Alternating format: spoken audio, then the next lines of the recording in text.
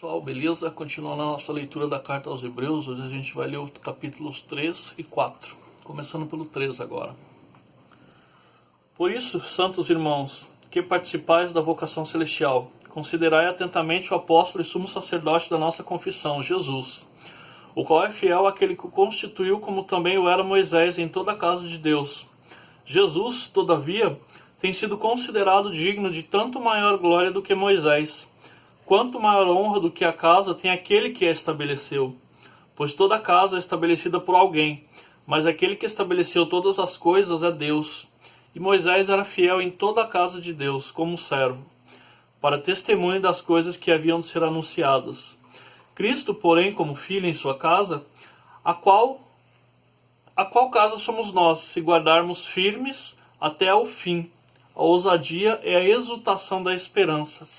Assim, pois, como diz o Espírito Santo, hoje, se ouvirdes a sua voz, não endureçais o vosso coração, como foi na provocação no dia da tentação no deserto, onde os vossos pais me tentaram, pondo-me à prova, e viram as minhas obras por 40 anos. Por isso me indignei contra essa geração e disse, estes sempre erram no coração. Eles também não conheceram os meus caminhos. Assim, jurei na minha ira, não entrarão no meu descanso. Tende cuidado, irmãos, jamais aconteça haver em qualquer de vós perverso coração de incredulidade, que vos afaste do Deus vivo.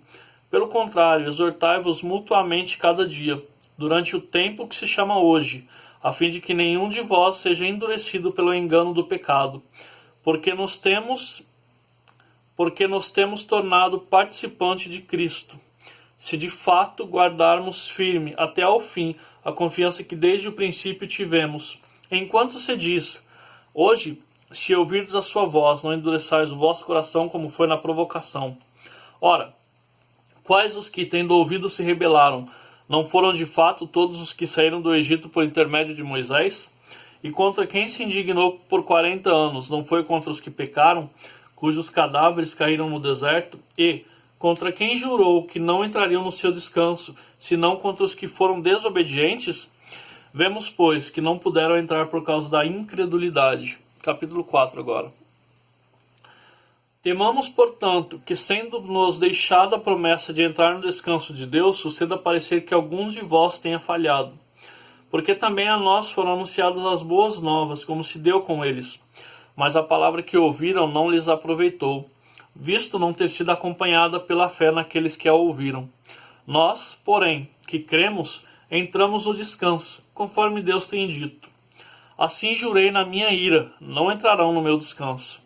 Embora, certamente, as obras estivessem concluídas desde a fundação do mundo, porque em certo lugar assim disse, no tocante ao 7º dia.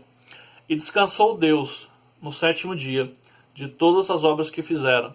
E novamente, no mesmo lugar, não entrarão no meu descanso. Visto, portanto, que resta entrarem alguns nele, e que por causa da desobediência não entraram aqueles aos quais anteriormente foram anunciadas as boas novas.